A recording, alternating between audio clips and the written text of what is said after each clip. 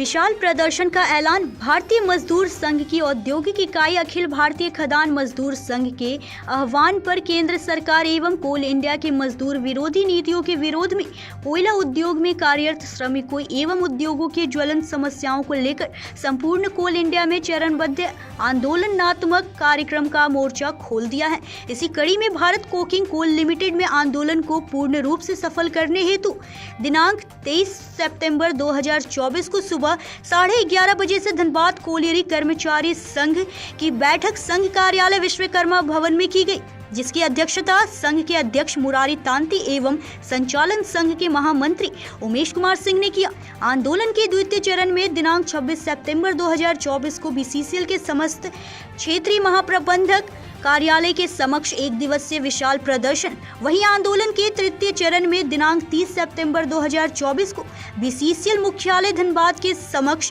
विशाल प्रदर्शन। संघ के महामंत्री उमेश कुमार सिंह ने बताया कि यह आंदोलन शुद्ध रूप से उद्योग एवं श्रमिक समस्याओं को लेकर है, क्योंकि वर्तमान सरकार देश के कोयला मजदूरों के अस्तित्व को समाप्त कर देना चाह रही है, जिसे भारतीय मजदूर संघ ऐसा कभी नहीं होने देगा, क्योंकि यह संघर्ष कोल इंडिया एवं मजदूरों के अस्तित्व का सवाल है। बैठक में भारतीय मजदूर संघ प्रदेश की ओर से माधव सिंह, कार्य समिति सदस्य भाम संघ झा, प्रदेश सह प्रभारी बीसीसीएल सीएमपीएफ सुशील कुमार सिंह, धर्माजीत चौधरी, जिला मंत्री धनबाद सहित धनबाद कोकिंग कोल लिमिटेड संघ के समस्त पदाधिकारी उपस्थित थे।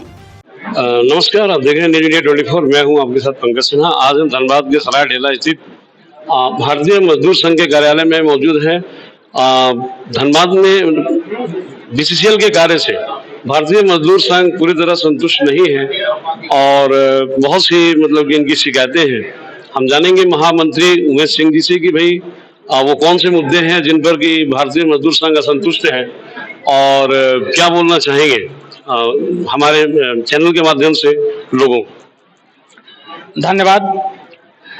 चूंकि निश्चित तौर पर भारतीय मजदूर संघ एक राष्ट्रवादी विचारधारा के तहत यह चलने वाला संगठन है। बिल्कुल विशुद्ध रूप से गैर राजनीतिक मंच के माध्यम से यह संगठन निरंतर कार्य कर रही है और सबसे कम दिनों में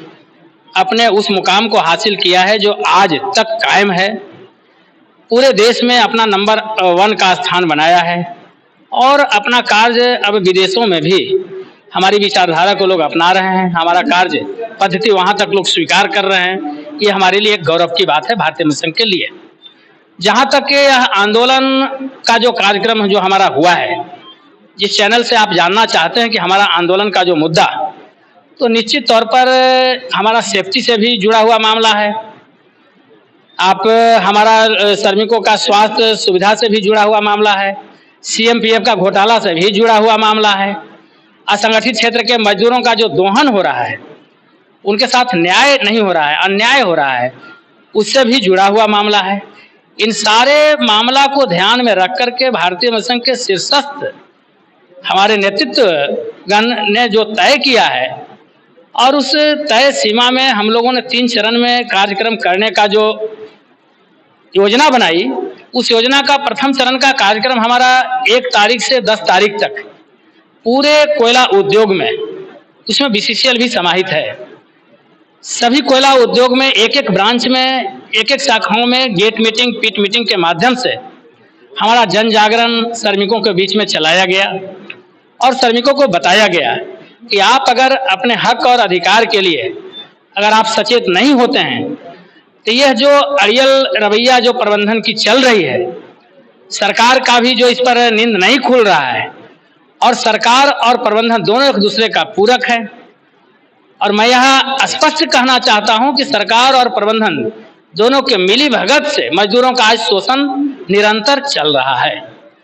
जिसका समय समय पर भारतीय मजदूर संघ इस बात को नोटिस करता है, नोटिस में लेता है और श्रमिकों के हित के लिए हम सदैव इस पर कार्य करते हैं। उसी का यह एक कड़ी है कि हमने जन जागरण किया। सेकंड पैदान का जो हमारा सेकंड फेज का जो कार्यक्रम है, वह 26 तारीख को पूरे बीसीसीएल के पूरे कोयला उद्योग में भी और बीसीसीएल में भी पूरे महाप्रबंधक कार्यालय पर जो है सो यह हम लोग प्रदर्शन के माध्यम से, धरना के माध्यम से प्रबंधन को, सरकार को बताना चाहेंगे कि आप अगर समय रहते भारतीय मजदूर संघ के विचारों को आपने नहीं सुना, हमारी डिमांड को अगर सहज स्वीकार नहीं किया, और एक एक डिमांड ऐसा है जो बिल्कुल मामूली छोटा छोटा सा डिमांड है जिस पर प्रबंधन अभी भी आंख मिचौनी का खेल खेल रहा है,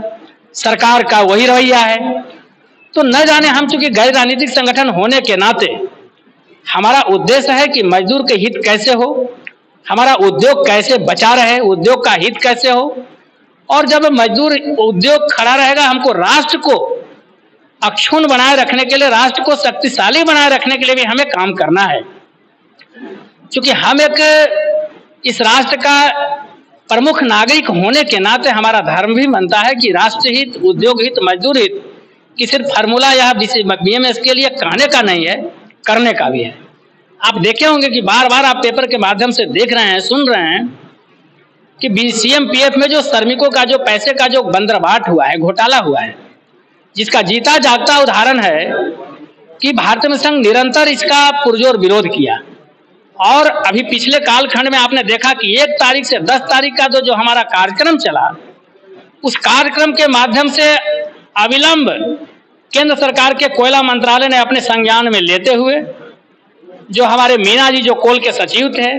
उनको अविलंब वहां से अपदस्थ कर दिया गया, हटा दिया गया भारतीय जनता संघ के दबाव में, और पुनः उनको जिस कैडर से आए थे उस कैडर में उनको पुनः बिहार वापस कर दिया गया। क्योंकि कहीं ना कहीं उस सीएमपीएफ के घोटाले में उनकी बहुत बड़ी मिलीभगत है, और उसमें वो जो जांच स्वच्छ तरीके से होना चाहिए था, कहीं ना कहीं वो बाधित कर रहे थे। और भारतीय जनता संघ एकदम कटिबद्ध है कि जो यह गबन हुई है राशि, उस राशि को रिकवर करना, जिनके द्वारा किया गया है उनको पनिशमेंट दिलवाना, और श्रमिकों का जो राशि जो हक है उसको प्रदान करवाना हमारा मुख्य उद्देश्य है। सुरक्षा के भी दृष्टिकोण से बहुत सारे माइंस में वायलेशन है, जो मापदंड में चलना चाहिए। आए दिन आप देखते हैं कि पूरे कोयला उद्योग में दुर्घटनाएं घटती है, लेकिन मजदूरों की स्थिति इसके बावजूद भी न तो सरकार चेत रही है, न प्रबंधन चेत रहा है। यही आप चूंकि चौथा स्तंभ है, तो हम इसी माध्यम से एक चैनल के, आपके चैनल के माध्यम से सरकार को और प्रबंधन को आगाह करते हैं कि जो भारतीय जनता संघ के द्वारा जो है 17 सूत्री मांग पत्र है, अविलंब आप अगर नहीं करते हैं, सुनते हैं, निदान नहीं करते हैं, तो आने वाला समय में जो 26 तारीख महाप्रबंधक कार्यालय के धरना प्रदर्शन के बाद जो 30 तारीख को जो बीसीसीएल के मुख्यालय पर जो हमारा धरना और प्रदर्शन होने जा रहा है, वो निश्चित तौर पर काफी बड़ा संदेश देने के लिए होगा। और इसके बावजूद भी अगर प्रबंधन और सरकार की नींद नहीं खुलती है, तो आने वाला समय में हमारा फिर से सख्त बॉडी जो निर्णय लेंगे वो निश्चित तौर पर इससे भी कड़ा कदम होगा, और उसके लिए उस दरमियान जो भी क्षतिपूर्ति होगी उसके लिए कंप्लीट जिम्मेवार सिर्फ प्रबंधन और प्रबंधन ही हो गया, और इसकी जिम्मेवारी सरकार भी बच नहीं सकती है इस जिम्मेवारी से। क्योंकि हम भारत के नागरिक हैं, भारत के नागरिक होने के नाते हमारा आंदोलन करना, हमारा संघर्ष करना, अपने हक के लिए हमें जगे रहना, ये हमारा धर्म भी बनता है। इसलिए कहीं ना धनबाद से पंकज सिन्हा की रिपोर्ट।